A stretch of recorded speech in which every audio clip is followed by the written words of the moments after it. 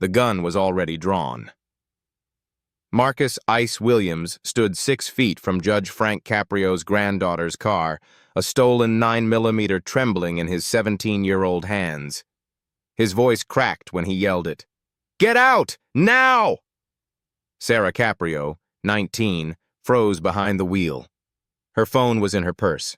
Her hands were on the steering wheel. And the 3 young men surrounding her Honda Civic weren't asking anymore. But what happened 30 minutes later, when these same gang members stood before her grandfather in shackles, would change everything. Not just for them, for everyone watching. Because Judge Caprio didn't do what you think he did. But first, you need to understand how they got there. 2 days before this courtroom encounter, Marcus Williams had a decision to make. And he made the wrong one. "Yo, we need 300. Tonight." Marcus paced outside the corner store, his breath visible in the February cold. "Ren said if we don't have his money by Friday, he's coming for my little brother." Deshaun leaned against the brick wall, hands deep in his pockets. "Man, where we gonna get 300 by tomorrow?" "I don't know, but we ain't got a choice." Marcus wasn't lying. He owed Renzo Martinez, a mid-level dealer in South Providence, for product Marcus never sold. Product that got stolen from his backpack while he was at his court-mandated GED classes. Renzo didn't care about the circumstances. $300 or consequences. And consequences meant his 13-year-old brother, Jamal. That's when Marcus made the call that would change his life. "T, you still got that piece your cousin left?" Terrence nodded slowly. "Yeah, but Ice, man. We ain't about that. We about whatever keeps my little brother breathing. I'm not asking you to shoot nobody, just be there. Look scary. We hit one car, get a phone, laptop, whatever. Pawn it. Done." The gun was never supposed to be loaded. The victim was never supposed to fight back. And they were never, ever supposed to find out whose granddaughter they'd just carjacked. But life has a way of connecting dots you didn't know existed. Sarah Caprio was driving home from her nursing school clinical rotation at Rhode Island Hospital. It was 9:47 p.m. on a Thursday. She'd just texted her grandfather, Judge Frank Caprio, telling him about the patient she'd helped save that day. A gunshot victim, ironically. A 16-year-old caught in crossfire. She pulled up to the red light on Broad Street, 2 blocks from her apartment. That's when she saw them approach. 3 young men, moving with purpose. She hit the lock button. Too late. Marcus was at her window. "Get out! Now! Don't make me say it again!" Sarah's training kicked in, the de-escalation techniques they taught in nursing school. Stay calm. Don't make sudden movements. Assess the threat. Okay, I'm getting out. Just let me grab my bag." "Leave the bag! Just get out!" She stepped out slowly, hands visible. That's when she saw Terrence on the passenger side, the gun now visible in his waistband. Deshaun was behind the car, blocking any escape route. This was coordinated. They'd done this before, or at least planned it carefully. Marcus jumped into the driver's seat. Sarah's phone was on the passenger seat, unlocked. Her last text to her grandfather still on the screen. "Saved a life today, Nano. Made me think of you. Love you." He saw it. The name. Judge Frank Caprio. Yo! Marcus's voice pitched up. "Deshaun, man! We gotta go now!" "What? What happened?" "Just get in!" But it was too late. Sarah had memorized their faces. Marcus's distinctive scar above his left eyebrow, Terrence's Georgetown hoodie with the rip on the sleeve, Deshaun's gold tooth that caught the streetlight when he yelled, and 2 neighbors were already filming from their apartment windows. The Honda Civic screeched away. Sarah stood on the sidewalk, shaking, her scrubs still smelling like hospital antiseptic. She dialed 911 with a borrowed phone. The call went out immediately. Carjacking, armed suspects, victim is Judge Caprio's granddaughter. Every cop in Providence was looking for that Honda Civic within minutes. Marcus drove like panic felt, erratic, fast, stupid. He ran 2 red lights, nearly sideswiped a parked car, and made it exactly 8 blocks before he saw the blue lights. Not one cruiser. 6. Oh God. Oh God. Oh God. Terrence was hyperventilating in the back seat. Ice, man, what do we do? Marcus's hands were welded to the steering wheel. His mind was racing through options that didn't exist. Run? They'd shoot. Fight? They'd shoot. Surrender? They'd charge him as an adult. The gun in Terrence's waistband made this armed carjacking. That was 15 to 30 years. And then he thought about Jamal, his little brother who still slept with a nightlight, who believed Marcus when he promised he'd get them out of their grandmother's 1-bedroom apartment, who didn't know his big brother had just thrown his life away over $300. I'm sorry, Marcus whispered, to Terrence, to Deshawn, to himself. I'm pulling over. The next 2 hours were a blur of handcuffs, Miranda rights, and the worst phone call of Marcus's life. Listening to his grandmother scream through the phone when the detective told her what he'd done. They separated the 3 of them at the station. Marcus told them everything, every detail. Exactly why, exactly how, exactly whose idea it was. His public defender would later tell him that was the dumbest thing he could have done. But Marcus was tired of lying, tired of running, tired of making decisions that hurt people. At 2:00 a.m., the prosecutor added up the charges: armed carjacking, possession of a stolen firearm, assault with a deadly weapon, reckless driving. For a 17-year-old with 2 prior juvenile offenses, they were charging him as an adult. Terrence and Deshawn got the same treatment. The bail hearing was set for 10:00 a.m. They spent the night in holding cells, listening to the sound of other people's worst decisions echoing off concrete walls. What none of them knew, what nobody could have predicted, was which judge had been assigned their case. The court system's random rotation had made a choice that seemed cosmically deliberate. Their bail hearing would be in front of Judge Frank Caprio, the same judge whose granddaughter they'd terrorized 8 hours earlier. Marcus found out at 9:45 a.m. when his public defender walked into the holding cell, looking like he'd seen a ghost. Marcus, I need you to listen very carefully. Andrew Chen was a 5-year veteran of the public defender's office. He'd seen bad situations. This was worse. Your bail hearing is in 15 minutes. The judge is Frank Caprio. Marcus's stomach dropped. No, they can't do that. That's not fair. The court administrator offered to reassign the case. Judge Caprio refused. He said he's not recusing himself. Why? Why would he do that? I don't know. But Marcus, you need to prepare yourself. You held a gun on his granddaughter. He has every legal right to set your bail so high you'll never see daylight until trial. And between you and me, I'd do the same thing if I were him. Terrence was crying in the next cell. Deshawn hadn't spoken in 3 hours. And Marcus felt something he hadn't felt since his mother died when he was 9 years old. Complete and total hopelessness. At 9:58 a.m., they were led into the courtroom in shackles, ankle chains, waist chains, handcuffs, the works. Marcus had watched Judge Caprio's show with his grandmother before, Caught in Providence. She loved that show, loved how kind the judge was, how he gave people second chances, how he saw beyond the violation to the human being. But that was for parking tickets. Not this, not armed carjacking, not terrorizing his granddaughter. The courtroom was packed. News cameras weren't allowed for bail hearings, but reporters filled the back rows. This was a story. The beloved, compassionate judge facing the men who'd pointed a gun at his family. Judge Caprio entered at exactly 10:00 a.m. He looked tired. The kind of tired that comes from not sleeping because you're imagining all the ways your granddaughter could have been killed. He sat down, arranged his papers, and then he looked directly at Marcus Williams.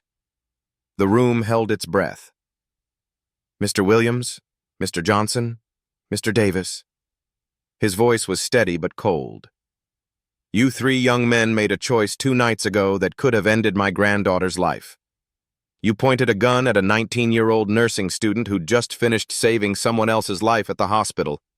Do you understand the weight of what you've done? Marcus tried to speak. Nothing came out. He nodded instead. Your Honor, Andrew Chen started. I'm not talking to you yet, Counselor. I'm talking to them. Judge Caprio's eyes never left Marcus. Mr. Williams, I want you to answer me out loud. Do you understand what you did? Marcus's voice cracked. Yes, sir. Do you understand that my granddaughter couldn't sleep last night because every time she closed her eyes, she saw your face? Yes, sir. Marcus was crying now. He couldn't help it. Do you understand that she's questioning whether she wants to continue nursing school because you made her afraid of the very neighborhood she's been trying to help? Yes, sir. The tears were coming faster now. I'm sorry. I'm so sorry. Sorry doesn't untraumatize a 19-year-old girl, Mr. Williams.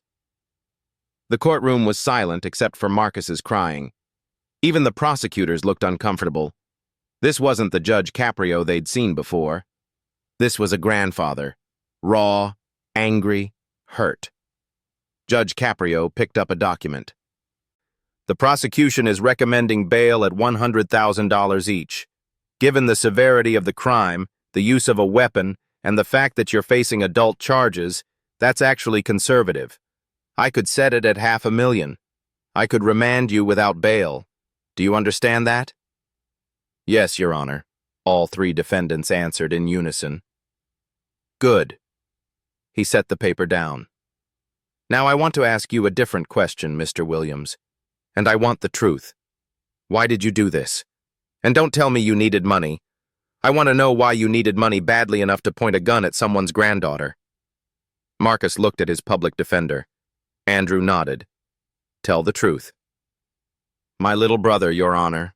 I owed money to a dealer. $300. He said if I didn't pay by Friday, he'd hurt my brother. He's 13 now. He doesn't know about any of this. I was trying to protect him.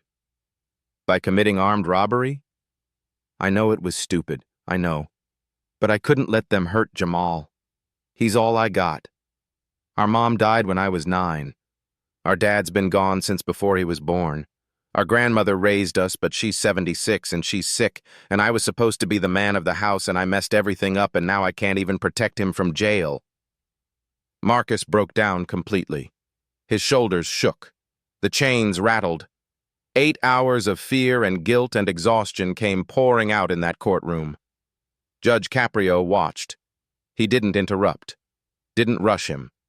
Just watched this 17-year-old kid fall apart in front of 30 strangers. Finally, Marcus composed himself enough to continue. Your Honor, I know what I did was wrong. I know I scared your granddaughter. If I could take it back, I would. But I can't. All I can do is tell you that I'm sorry, and that I understand if you want to throw the book at me. I deserve it. The judge was quiet for a long moment. Then he looked at the prosecutor. Ms. Rodriguez, you said the victim wants to make a statement? Yes, Your Honor. Sarah Caprio is here and has requested to address the court. Every head in the courtroom turned. Sarah walked from the back row to the witness stand. She was wearing jeans and a sweater, her nursing school ID still clipped to her belt loop. Her hands were shaking. She looked at Marcus. He couldn't meet her eyes. Your Honor, I want to start by saying that 2 nights ago was the most terrifying experience of my life. I genuinely thought I was going to die. When I saw that gun, when I heard them yelling, I thought about my family. I thought about my patients. I thought about all the things I'd never get to do. Marcus's tears were falling silently now. But I also want to say something else. Sarah's voice strengthened. Earlier that night, I helped save a 16-year-old's life in the ER. He'd been shot in a gang-related incident. While we were working on him, his brother showed up. He was 17, and he was crying and saying, I couldn't protect him. I was supposed to protect him. The courtroom was dead silent. That teenager died at 8:23 p.m. His brother collapsed in the hallway, and I held him while he sobbed, and I thought about how broken this system is. How poverty and violence and desperation create these impossible situations where kids feel like they have to protect each other with guns because nobody else will. Sarah looked directly at Marcus now. I'm not excusing what you did. You terrified me. You made a choice that was wrong and dangerous and illegal. But I also know that you're 17 years old, trying to protect your little brother, caught in a system that's been failing you since before you were born. And I know that putting you in prison for the next 20 years doesn't fix anything. It just creates more trauma, more broken families, more kids without role models. Judge Caprio leaned forward. Sarah, what are you saying? I'm saying that I don't want to press charges, Nonno. She used his nickname without thinking. I want them to face consequences. Real consequences. But I want those consequences to be restorative, not just punitive. I want them to understand what they did wrong, and I want them to have a chance to become the men their little brothers need them to be. The prosecutors looked stunned. Marcus looked up for the first time, disbelief on his face. Your Honor, with respect, Ms. Rodriguez started. Hang on, counselor. Judge Caprio held up his hand. He looked at his granddaughter with an expression nobody in that courtroom could quite read. Pride? Frustration? Both? Sarah, you understand that even if you don't want to press charges, the state can still prosecute this case? This wasn't just a crime against you. It was a crime against public safety. I understand. But you're the judge, Nonno. You get to decide what happens next. And I'm asking you, as your granddaughter, as a future nurse, as someone who believes in second chances, please find another way. She stepped down. The courtroom erupted in whispers. Marcus was openly weeping now. So was Terrence. Even Deshawn's hard exterior had cracked.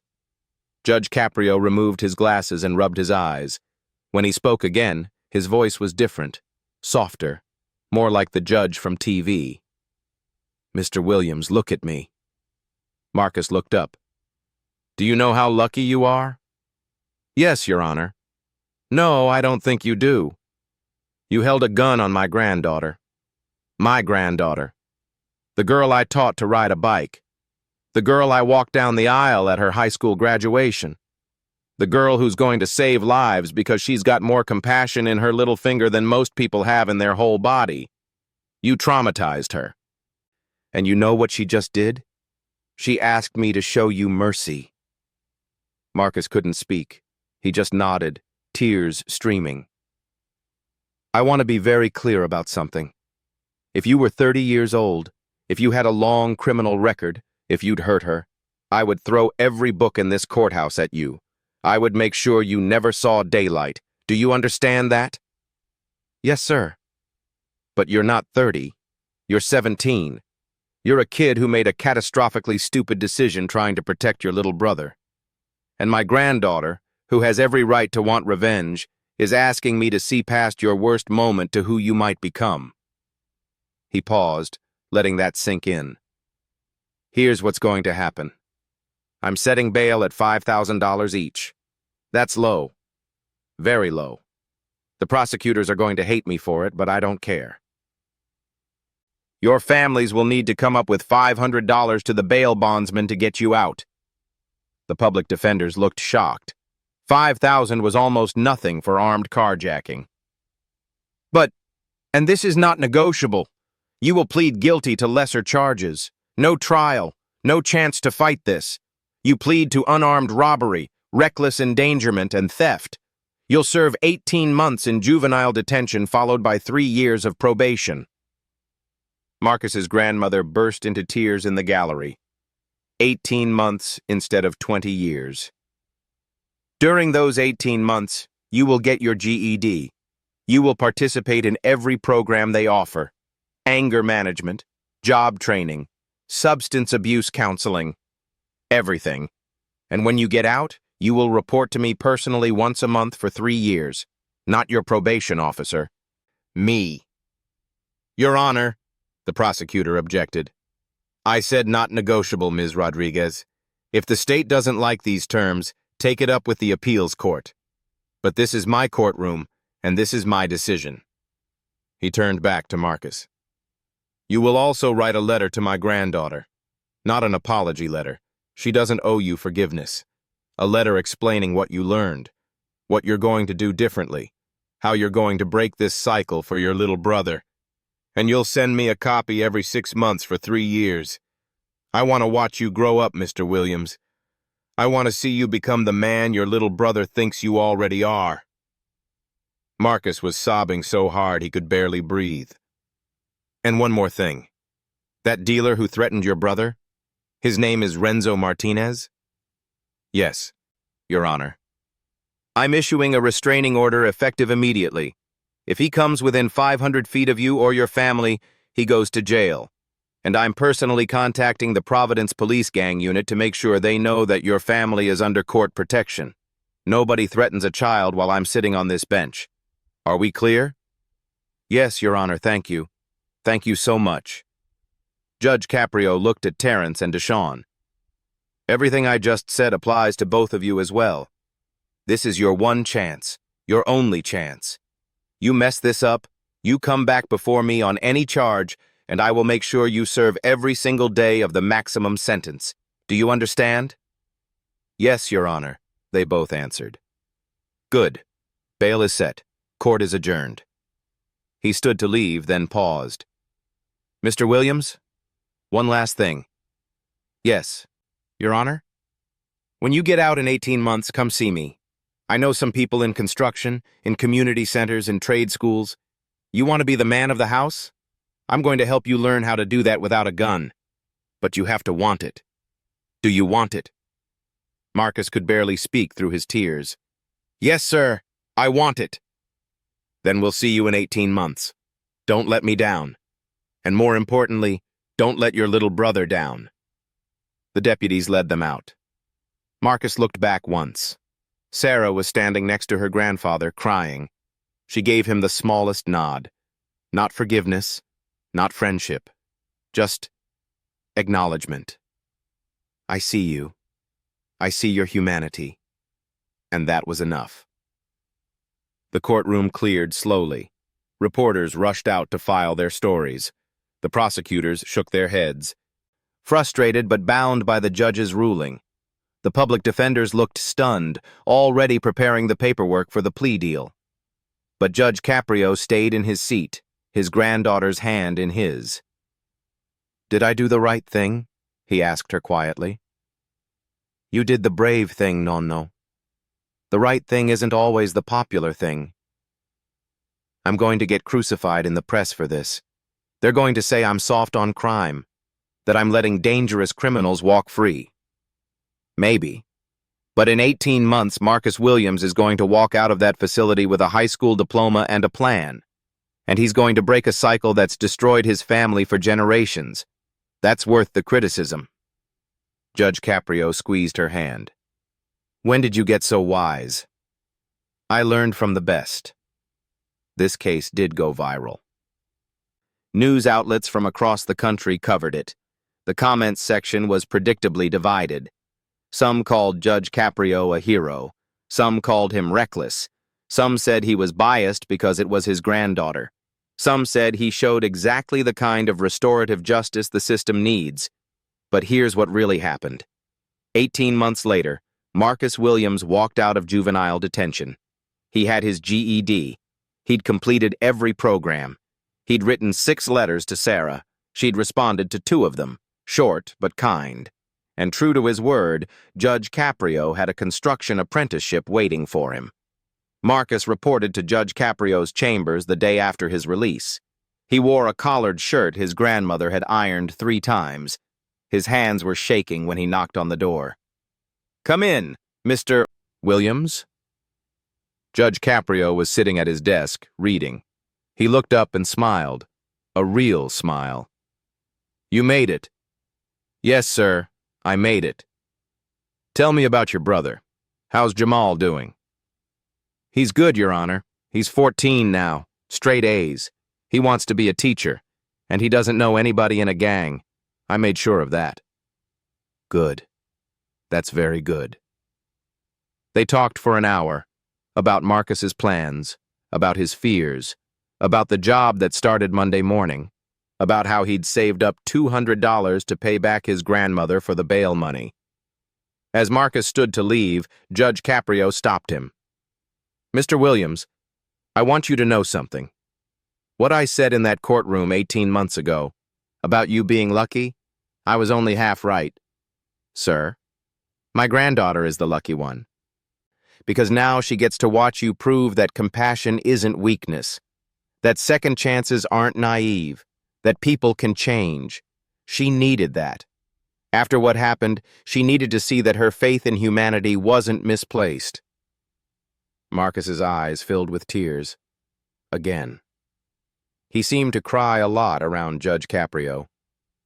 I won't let her down, Your Honor. I promise. I know you won't. Now get out of here. You've got a life to build. 3 years later, Marcus completed his probation without a single violation. He's now a journeyman carpenter. He bought his grandmother a new bed with his first big paycheck. He walks Jamal to school every morning before work, even though Jamal says he's too old for that. Terrence and Deshawn had similar outcomes. Both completed their programs, both found jobs, both stayed out of trouble. And Sarah? She graduated nursing school at the top of her class. She works in the ER where she saved that 16-year-old's life 3 years ago. And sometimes when she sees young men come in with gunshot wounds, she thinks about Marcus, about the choice her grandfather made, about how justice isn't always about punishment. It's about seeing the human being behind the worst decision of their life and giving them a chance to write a different ending. This isn't just a feel-good story. This is a blueprint. This is what happens when judges remember that the courtroom isn't just about enforcing laws. It's about recognizing that broken systems create broken people, and that sometimes the bravest thing you can do is show mercy when everyone expects revenge. Judge Caprio faced the men who terrorized his granddaughter, and instead of crushing them, he lifted them up. Not because they deserved it, but because his granddaughter asked him to see beyond his anger to their humanity. That's not weakness. That's the hardest thing a person can do. So here's my question for you. Have you ever had to choose between revenge and restoration? Between what's legal and what's healing? Share your story in the comments, because sometimes the conversations we need to have start with the uncomfortable truth that justice and mercy aren't opposites. They're partners. If you want to see more stories like this, stories that challenge how we think about crime and punishment and redemption, subscribe to All Rise. And remember, be the Judge Caprio in someone else's life. Give someone the second chance they need to become who they're meant to be. Thanks for watching. Court is adjourned.